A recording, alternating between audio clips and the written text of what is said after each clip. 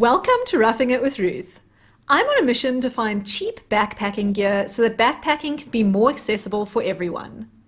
Please keep in mind that my goal with these videos is not to make you go out and buy a bunch of gear. The cheapest way to do backpacking is to rather borrow or rent some gear. Remember that if someone is nice enough to lend you their backpacking gear, you really need to look after it and find out exactly how to do that before you take it on your backpacking trip. In this video, I'm going to go over all of the backpacking clothing that I've managed to get together for my budget backpacking project. Some of these clothing items I actually managed to get for free, and I'll tell you all about how I did that. The first item of clothing that I managed to get hold of was a pair of backpacking pants. They're actually Columbia hiking pants, and I managed to find them at my local hospice charity shop. They were extremely cheap. They only cost 20 Rand, which I was really happy about, and they're quite good quality. They're not particularly stretchy, so when you have to take a very big step up, it's not quite as nice as my normal backpacking pants, but they are made of a synthetic material. They're sort of like marginally water resistant, and they're very breathable, and they're quite hardy as well. After having so much success with the pants at the hospice shop, I went back there a few times to try and find a shirt. I couldn't actually find any sort of sports or hiking shirt, but I did find a shirt that was more formal wear, but it was made of 100% polyester, and I know that there are sports brands out there that make shirts that are 100% polyester. I think Decathlon, for instance, makes some of those shirts. Unfortunately, I'm not sure if it was because of the weave or the type of polyester, or I don't really know a lot about textiles, as you might be able to tell. But anyway, that shirt did not breathe at all. It was like hiking in a plastic bag. I was sweating so much. It was so uncomfortable. It was really just unbearable. Instead, I then went to Mr. Price Sport, and I found one of their sports shirts that had been marked down and was only 80 Rand. The shirt from Mr. Price Sport is 90% polyester and 10% elastine. And that one works much better. It's quite thin, and it's very breathable and very comfortable. I was really hoping to find some wonderfully warm and lightweight jacket in the hospice shop, but unfortunately that just wasn't the case. I think a lot of the cold weather items get snapped up pretty quickly, and the ones that were there were not in very good condition or were incredibly heavy.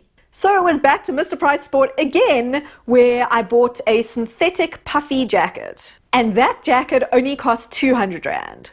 One of the reasons why I decided to go with that one was because it also has a hood, which for me does really help me to keep warm. I do normally take one change of clothes with me, which is actually my dedicated sleeping clothes. For those dedicated sleeping clothes, I bought a pair of 100% cotton tights from Decathlon. The reason why I got the cotton ones is because they were so much cheaper, and cotton is not really a very good idea when you're hiking, because when it gets wet, it takes a long time to dry, and it doesn't insulate at all when it's wet. In fact, it can make you very cold. But these pants are only really meant to be my sleeping pants, and sleeping in cotton is completely fine. So I'm just going with the cotton for now. My sleep shirt is also 100% cotton, and that particular shirt I actually got for free. I volunteered as a marshal for my running club's race, and all of the volunteers that helped out at the race got free volunteer shirts, which was really nice, and it actually fits very nicely. So I'm taking that along as my long-sleeved sleep shirt. Another item that I unexpectedly got for free was an Ultra hat.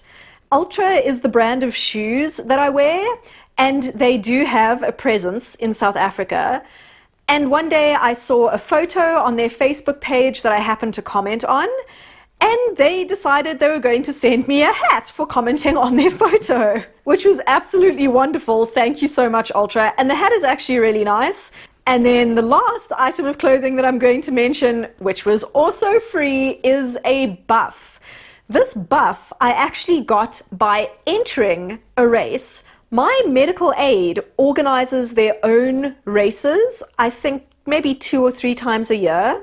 And if you belong to the medical aid, like I do, you get free entry to that race. So I signed up, I got free entry to the race, and in addition to getting free entry to the race, I got a race goodie bag, and in that goodie bag was this buff. There are 2 items of clothing that I haven't mentioned in this video, and that's because I've made separate videos about them. The one is my rain jacket, which is a lightweight poncho, and the other one is the shoes that I'm going to be wearing. I've made dedicated videos for those topics, and I'll put links in the video description as well as on the end screen to those videos. If you're looking to buy budget backpacking clothing, I would definitely check out charity and secondhand shops because you can find some really great deals there. I'm going to be taking all of these clothing items with me on my wilderness backpacking trip to test out all of my budget gear. If you're interested in seeing that, then please consider subscribing to my channel.